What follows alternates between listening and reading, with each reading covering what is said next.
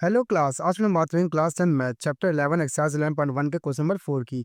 इससे पहले हमने क्वेश्चन नंबर 30 को कंप्लीट कर लिया था। अगर आपने उसकी वीडियो नहीं देखी है तो उसका लिंक हम डिस्क्रिप्शन बॉक्स में डाल देंगे, आप उसमें जाके चेकआउट कर सकते हैं। तो चलिए क्वेश्चन नंबर 4 की शुरुआत करेगी। क्या कह रहा है, ये करेगी कॉर्ड है किसमें, सर्कल में। तो पहले आप एक सर्कल बना लेते हैं और यहाँ पे हम बना लेते हैं कॉर्ड।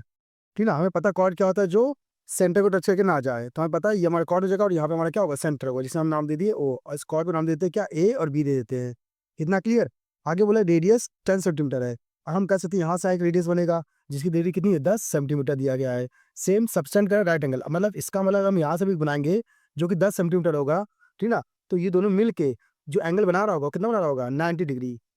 हाँ कि ना, राइट एंगल बोला है ना, देखिए राइट एंगल बोला है, मतलब यहाँ क्या बनेगा, 90 डिग्री बनेगा। इतना क्लियर।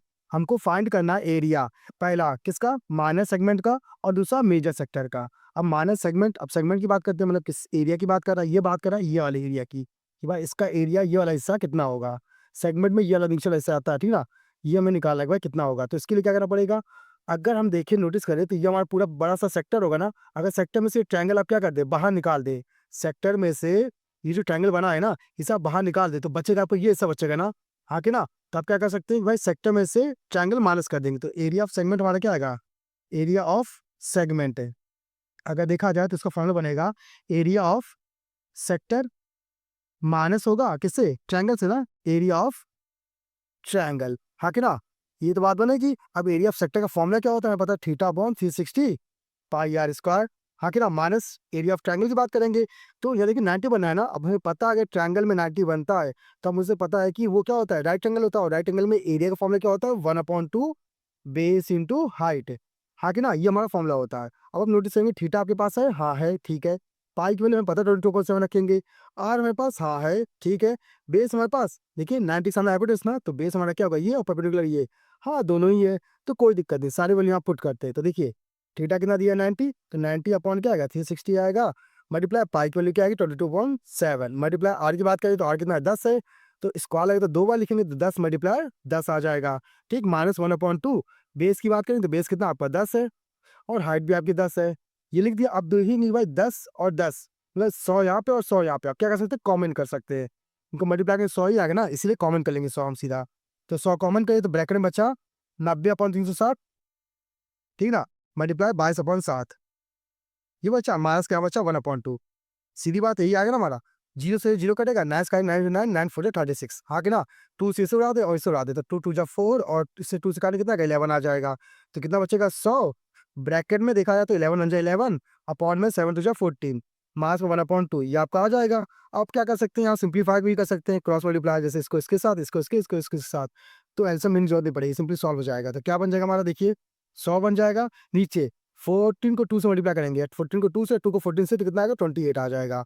हाँ कि ना, अब ऊपर ये था मल्टीप्लाई तो कितना आएगा 22 आएगा, 14 से कितना आएगा 14 आ जाएगा। हाँ कि ना, अब थोड़ा सॉल्व कर लेंगे तो देखिए 100 आ गया, मल्टीप्लाई यहाँ से 22 में से 14 मास कर देंगे, तो मास जैसे करेंगे ना तो देखिए हमें पता है 6 आएगा तो कितना होगा 20, और फिर 2 और जोड़ देंगे तो 6 2 8, मतलब 8 आएगा आंसर, तो 8/28 आ गया। थोड़ा और सॉल्व कर लेते हैं तो देखिए अगर 4 से काटेंगे से तो 4 से काटेंगे से कितना बचेगा, 4 2 जा 8, इसे 4 से काटेंगे 4 से 28, मल्टीप्लाई करेंगे तो कितना आएगा 200/7 सेंटीमीटर स्क्वायर। ये इसका एरिया आ जाएगा सेगमेंट का। ठीक, तो सेगमेंट वाला पार्ट तो हमने निकाल लिया, मतलब इसका आंसर हमारे पास जो आया है ना, वो आया कितना, 200/7 सेंटीमीटर स्क्वायर। अब हम बात करेंगे मेजर सेक्टर की। अब देखिए यहाँ से पहले इसको अलग कर लेते हैं ताकि कंफ्यूजन ना हो। अब देखिए मेजर सेक्टर निकाला है ना, अब सेक्टर का फॉर्मूला क्या होता है पता है, area of sector theta upon 360 pi R square, formula same रहेगा। लेकिन मेजर की बात करें तो हमें पता है ये जो हिस्सा है ना, ये हमारा क्या छोटा एंगल है ना, तो माइनर हो जाएगा। तो मेजर कहाँ मिलेगा, ऊपर मिलेगा ना, क्या मिलेगा ऊपर। तो 90 था, पूरा 360 होता, तो हमें पता है ये हिस्सा कितना निकलेगा, 360 में से 90 माइनस करके जो कि आएगा 270। तो थीटा हमारा कितना आ गया 270 आ गया, अपॉन में 360। हाँ कि ना, पाई के लिए पता है 22.7। वहीं आर की बात करेंगे तो आर हमें पता है क्या होता है, ठीक है। आर यहाँ पे कितना दिया, 10 ही दिया ना, तो 10 ही रखेंगे, तो 10 को 2 बार लिखेंगे क्योंकि स्क्वायर लगा हुआ है, तो 10 मल्टीप्लाई 10 आ गया। अब सॉल्व करते देखिए 0 से 0 कट जाएगा। अब आप देखेंगे ये 36 और 27, तो हमें पता है 9 के टेबल में आता है, तो 9 3 जा 27 और 9 4 जा 36। हाँ कि ना, अब नोटिस करेंगे 4 से इसको उड़ाएंगे तो देखिए स्टार्टिंग 2 आएगा, यहाँ 11 आ जाएगा। हाँ कि ना, अब मल्टीप्लाई करते हैं, देखिए 2 किससे करेंगे कितना आएगा 14 आ जाएगा।